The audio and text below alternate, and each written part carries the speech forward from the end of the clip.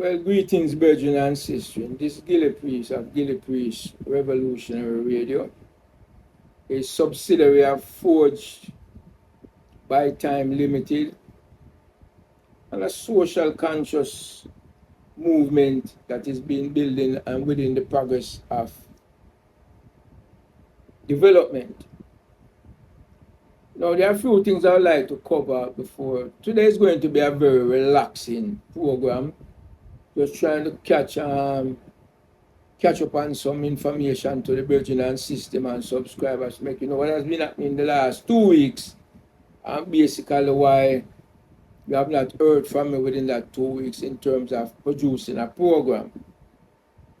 Still, within that time, I'm still dealing with the social enterprise, which is the Forged by Time Limited Corporation dealing with business. But since my return to Jamaica, after so many years of being incarcerated, my brethren them have been encouraging me to take a break, to go on vacation, to basically find some relaxation and some downtime so I can better collect myself.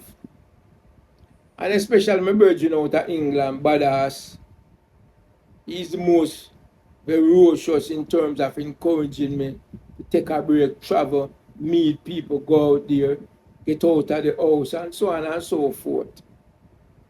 So within that time, the brethren Badass and the next personal brethren of his was someone that I just met by the name of Andel. Them both sponsor me for a vacation. So this past weekend, I went to Ocho Rios and I stayed at a very nice place, courtesy of again Badass and Andel. And I can't remember the name of the place or the neighborhood that I was in, because I definitely would like to give a shout out to the establishment. It's like a, what do you call it, Airbnb or something like that, establishment that I stayed. It was very close to the 8 Gate Plaza, almost, but not exactly across from the Turtle River Park, which is close to the Ocho Bay Beach. And I was able to remain there from Saturday, basically Saturday morning, Saturday afternoon, until Monday afternoon. I must tell the brethren, it was a very wonderful time.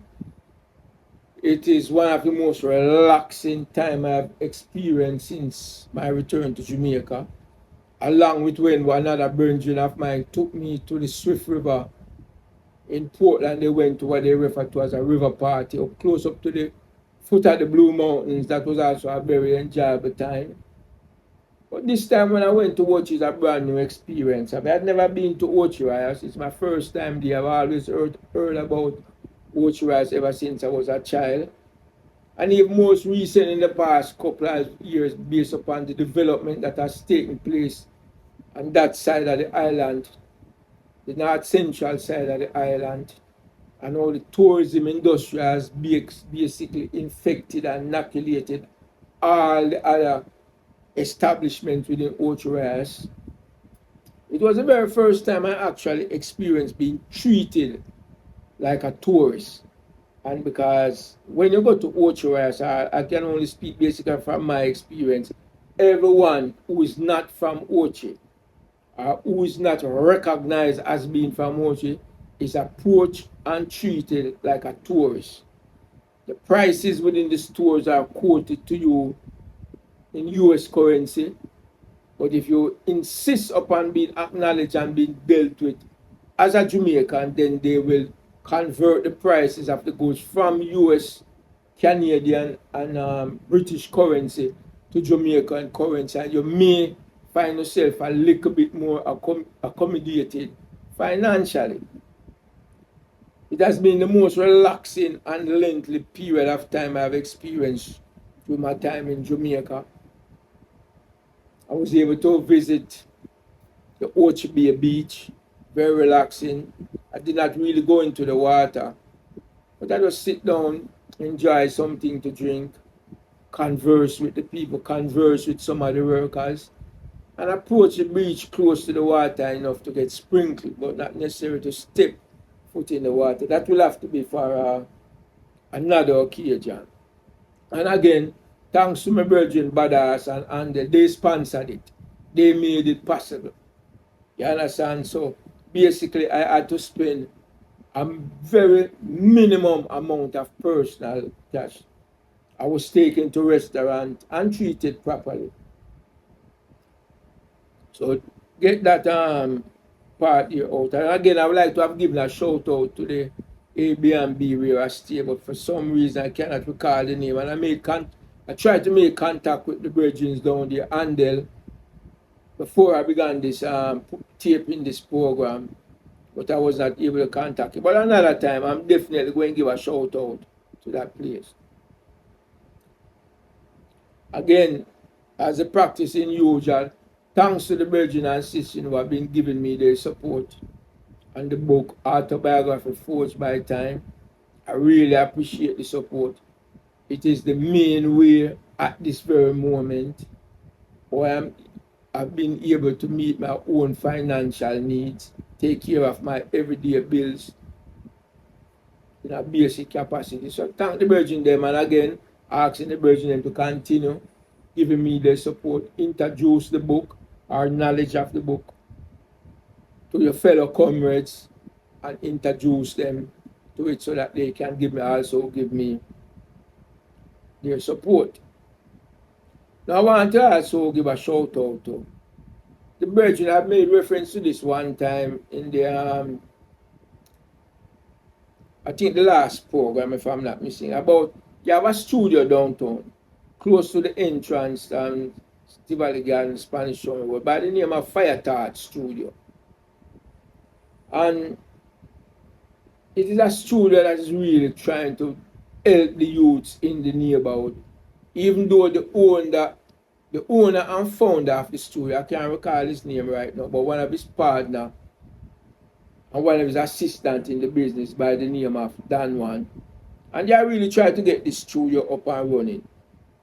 And I love to refer to this studio as the greatest small studio in the world. It's a very small studio with second-hand equipment. And the name of this studio is Fireart Studio. And Fireart Studio is really trying to be the next up-and-coming, recognized studio in Jamaica. But one of the things that is kind of holding back Fireart Studio right now is equipment. They really do not have the financial means to bring in the quality equipment that is needed to attract the quality engineer and producers. There are known singers and entertainers in Jamaica who have made pledges to do some recording and to engineer some rhythm at the studio. As soon as we are able to bring in some quality instrument, again, Fireart Studio. So my reason for mentioning it here to say if I could basically solicit from the listeners and subscribers, for any one of you who may have some relatively up-to-date studio equipment that you would not mind donate to this studio so that we can upgrade it, so that we can bring in quality entertainers and quality musicians and quality engineers, so we can really start push Fireart Studio. Because one promise I can make to you, you see Fireart Studio, you're going to hear about it in the future. That's one promise I can make to you. You're going to hear about this, and you're going to hear about them not only from the contribution that will be made by recognized entertainers, but especially new and upcoming ones, the one that the studio owners are willing to contribute time and resources to help develop the youth and within that neighborhood in downtown Kingston. So again, I plead to the brethren and sisters, anyone who have any up-to-date recording instrument technology that you can donate, contact at this number right here, and then we can make the appropriate arrangement to have these instruments developed. But one more time, I want to shout out to Fireart Studio. I want to shout out again to Jaboni and Andel, who basically sponsor my vacation. Well needed vacation, well enjoyed vacation, very relaxing. Big up to my brethren them. Shout out to the people them from Ocho who was very welcoming to me while I was passing through there. Now, one thing I'd like to touch upon, because I have a list when I go by, so I can basically make sure I cover everything. There's also, I made reference in the past to a union in downtown Kingston, 6 East Parade, by the name of Tankor Union. And this union is a union that is basically organized around the idea of not only unionizing the workers, but also to unionize the unemployed, to create resources and make it accessible to poor people who need assistance with procuring documents, with filling out forms, with getting access to the notary on an easily, daily, timely basis. And the Tankor Union is also seeking voluntary assistance to help develop it. So I'm again pleading to those who can find the time to volunteer. I cannot really sit here and tell you all the areas that the Tankor Union is seeking volunteer and the areas they are seeking participation in. But what I can tell you is that the Tankor Union is there for the people. The Tankor Union is there to help you, the masses, especially the unemployed and the poor masses, to procure assistance in dealing with governmental agencies in this country. Because we know how difficult it is for people to navigate government agencies in order to get things done. They have to almost jump through hoops. Some of the brethren and sisters that come there, some are academically illiterate. Some are literate but not functionally, meaning that they cannot actually sit down and fill out a form appropriately. But they're not stupid, they're not fool. They just need assistance, just like any individual upon this face of the earth who is not equipped with a certain knowledge and information in a certain area. We all need assistance. So we're talking about the Tankor Union. Reach out to them. You can look them up on the, what you call it, the internet, the web, whatever. Plug in Tankor Union and them introduce themselves to you through the programs that's available. And you can also join and become a member of the Tankor Union. And when you join and become a member of the Tankor Union, you basically get things done basically practically for nothing. But at least you are paying a fee to join the union so you can contribute towards the upkeeping of the tools and equipment and paying the rent and the utility and everything. That is the reason for joining and paying a fee. And one of the benefits in becoming a member of the Tankor Union, they help you to access, I don't remember the financial term, but basically them help you to access loan where you don't really have any equity to back it up. Unsecured equity loan, them can help you with them things. They also assist you in joining some building mutual fund that you can use in the future to borrow against, or maybe to own your own house or purchase a property or pay certain large bill. The Tankor Union is there for you. So reach out to them. Yeah, I have been there before. I have volunteered my time, and I do intend in the future, and even sometime this week, to go down there and make that thing. Oh, one more thing now. I want to just basically segue into, because it touched upon something very close to me, the election of Donald Trump in the United States. Now, as you can tell from my program and the Rastafari Revolutionary Radio, I have a distinct way of approaching issues. Not that I do not acknowledge how other people approach and contextual a given subject matter, but I always like to come from a different angle. And the angle I want to look at the election of Donald Trump against is almost Donald Trump is a convicted civil and criminal individual, convicted on over 30 counts Yet, in order to secure the interests of white America, they have no compunction against electing him as President of the United States, and arguably the most powerfulest individual upon the face of the earth, someone with a criminal and civil conviction. This is the country that Jamaicans love to worship, the United States of America. This is the country where thousands of Jamaicans get deported from and get labeled as deported, some but not all, based upon criminal convictions in the United States. Yet these individuals are rejected by their own country just based upon the fact that they are deported, because some of them have not been convicted of any crime. Yet the United States of America have no compunction against elected a convict, a man with an extensive criminal record, an extensive accusation of being involved in criminal enterprise as President of the United. You see, I like this showing, you know, how much the Jamaican mind is still colonialized. Still colonialized. I know brethren who have been deported to this country with various bachelor's and master's degrees and has been rejected on every opportunity upon seeking employment in this country. But look what America does.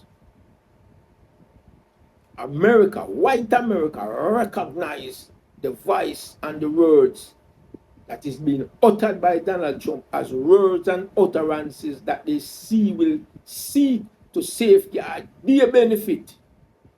And they have no hesitation in electing a man like that to presidency. Yet you in Jamaica and you in the Caribbean will reject your own if they are labeled as a deported from even getting a job in sweeping the street. Think about that, you know. Now I want to say one more thing on the deported thing, because I was approached recently by a few individuals that have been deported, and they have asked me, what can I do to assist them in securing their rights in this country? And some of them I have recommended to, like, the public defender office and various other places where they can seek assistance. But I want to touch upon that thing.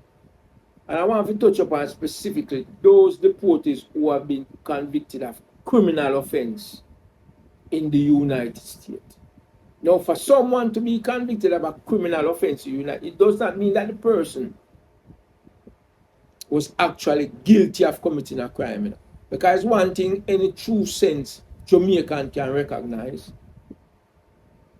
is the racial factors that are built into the judicial system in the United States.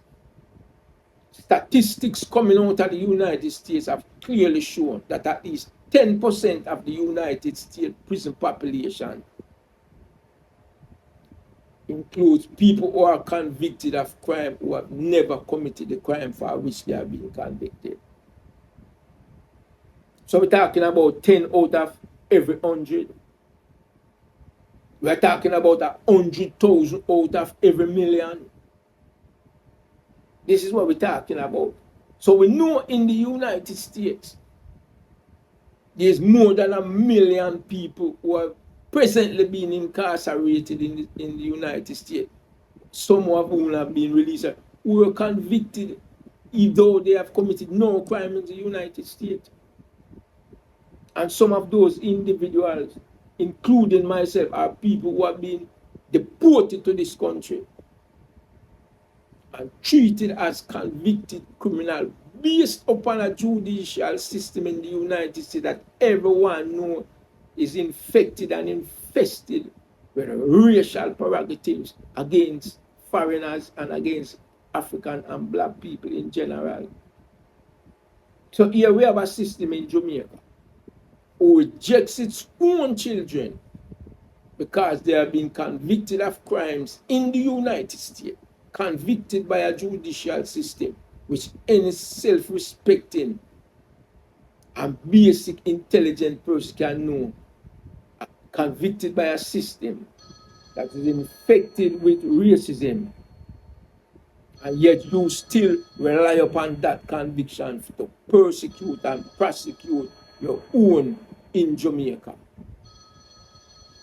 Right? And 1 minute.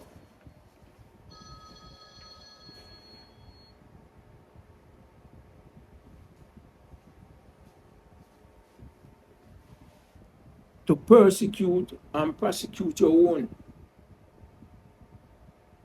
People who have been convicted by a judicial system that was set up to penalize black people and foreigners unjustly. Yet you sit back in Jamaica and trying to use that unconstitutionally. And I deal with these deportees as convicted felons.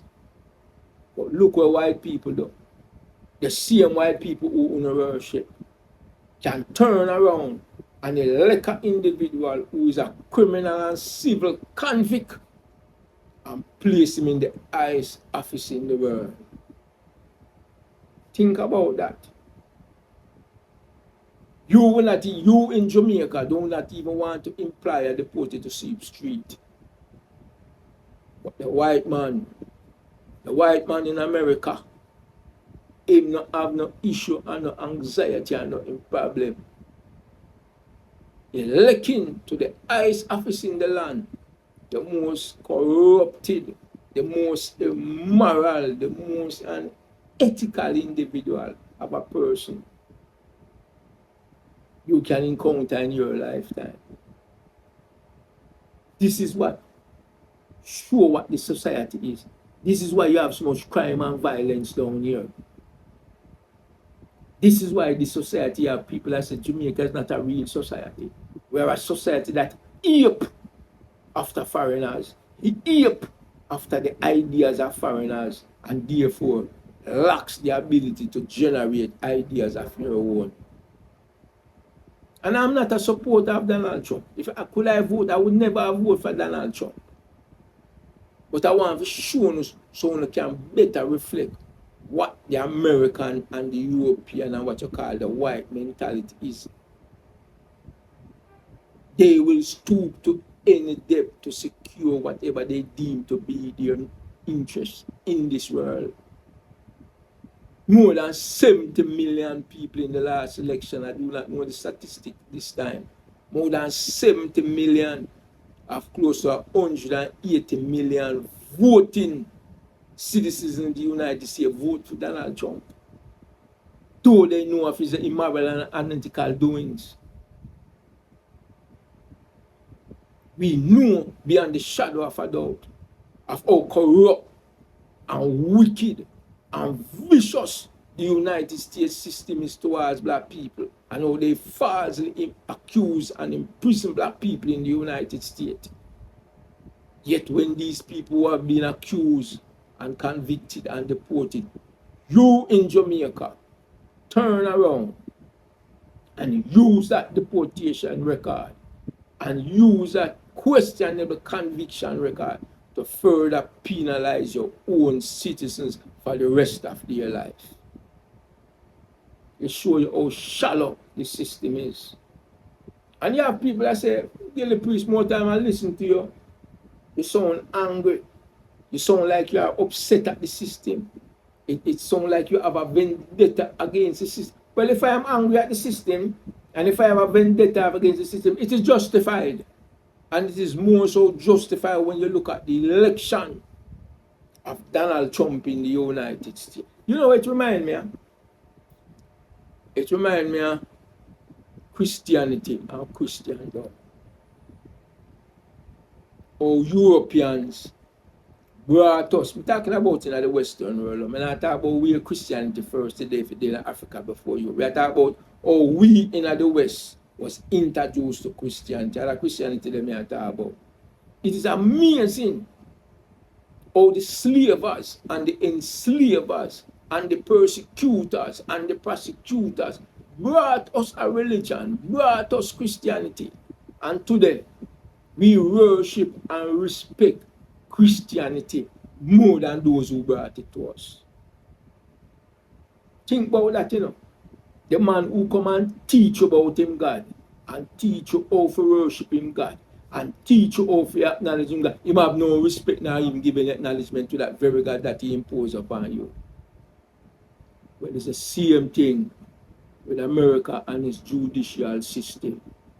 They has imposed a judicial outcome, a felonious outcome upon the citizens of your country that you take more serious than that very same act that America has imposed upon its own citizen, as exemplified by the conviction of Donald Trump, yet that does not stop him from becoming president twice. That's what we're fourfold. We are fourfold people. We are backward people. We are illiterate people. We have no mind of our own. We hate the worst in foreigners. We are just imitators. And we tend to imitate the worst. In a Jamaica, I like a backwater banana republic. You think them are going to elect somebody to this country with certain type of accusation be leveled against them, yet the most powerfulest country on the world, the one where Jamaica loves stretch out them hand to and beg the most, them elect somebody with a felonious record of over 30-something counts conviction. The same country when I want to run go, the same country when I go and still try to run go, that is governed by a criminal convict. When I was some two-side mounted talking people in Jamaica. That's how it is. I want to know who I talk to. Who the cap fit make them wear it? I don't accuse every single Jamaica, but who the cap fit make them wear it? I throw me can. You know, call no foul. You don't pick it up. You pick it up. That's what belittle old people. That is what belittles an entire nation. How Uno show so much respect for what was given to Uno, yet the person who gave it has no respect for that which was given. That is where we are as a people. That is where we are as a people. When you're talking about there's a governmental structure in this country that is filled with criminals, filled with derelicts, filled with opportunists, just like any other country. The other day, a virgin come to me. The virgin had a very well secured job. A job that he obtained meritoriously because he met the qualification. Yet, the virgin was denied eventually from the job because they find out that he have a criminal conviction from the United States. Them did not even have the decency or the courtesy to ask the individual if he's actually innocent or guilty. They take the record that come from a European country that enslaved black people for more than 400 years as gospel. How can you take a judicial record from a country that was built against black people as gospel to use against your own? And when I come to Jamaica, you know, people say to me, them say, Praise, when you go to Jamaica, if you go and try to advance and move forward, don't make nobody know, say, you was convicted and imprisoned in the United States. I say, nah, man, I not hide that, man. I not have no respect enough for them to hide that from them. I not hide that from no man. My experience is my experience. And upon that I shall stand and build my foundation. I not go look no job from no guy. And in order for me to get that, I have to go tell him, say, I was never convicted and I was never... And go from us with that. Me is not that individual. No, I'm not against those who choose to make that approach. Because I know them have them bills to meet and them have them family to take care of. And if he or she is of the belief that them have to hide that part of them experience, then more power to them. So me not have nothing against that. Them have my support. But me not doing that. Me not doing it. Me throw it straight in them face. Because I personally am not going to cater to any colonial mentality in no way, shape, or form. I just not go do that. See? So me coming at the place, me reach out, initially say I seek some type of employment. I mean just tell people straight up. And all of them, they never have the decency to tell me, so, well, no, you will not be employed because of this, them. Them just say, no, man, me contact you. And that was that. You understand? But we never put all egg in one basket, so well, I go and come out of the system.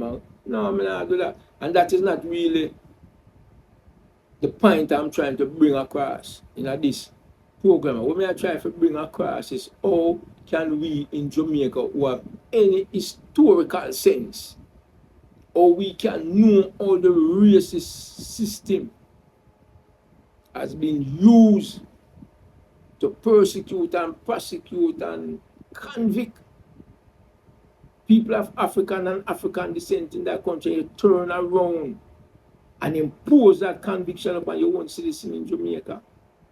And that very country that does that elect to the highest office in their land, to the office of the presidency of the United, a convicted criminal, a sexual violator. That is who them elect to be them president. That is who you, when go to them embassy tomorrow, go beg for a visa to go to a country that is being governed by a person who has been convicted of sexual assault. That is who you're going to beg a visa from. That's the country you're going to run where go. I mean, I really chastise nobody. I try to show the hypocrisy. The hypocrisy where even the prime minister of this country and any future prime minister and the leader of the opposition, all of them will go to America tomorrow and shake and kiss this man, and who them know is a sexual predator and convicted civil and criminal individual. That is the conundrum we find ourselves in, brethren and sisters. So, not to overdo upon that, again, shout out to my brethren Badass and Andel, who sponsor me upon a very well needed and taken and turned out to be a very enjoyable vacation to the city of Ocho, Rios, on the north central part of Jamaica. You know, I went to the sea. I was taken Monday morning by Andel to a very nice, exclusive restaurant. Beautiful, most elegant, right up against the beach, exposing me to a form of liberty. That in all truth and reality, I've never experienced that type of liberty before. Because I left Jamaica as a young child. All I hear about is the two sides of Jamaica. Because there's really two Jamaica, you know. One engrossed in poverty and one that's engrossed in wealth. That's the two Jamaica we finally developed in Jamaica. I'm living at the one that is engrossed by poverty, but I was yet to experience for 2 days that side of Jamaica that engrossed in wealth and opulence. And it was most enjoyable. You know, and I meet and mingle on a whole different level. Converse on a whole different level that if you try to converse and you get up on that level, you will appear ridiculous as if you are mocking people. So until that time, brethren and sisters, when I go did them out exclusively to the Rastafari Promise Key Seminary. Peace out.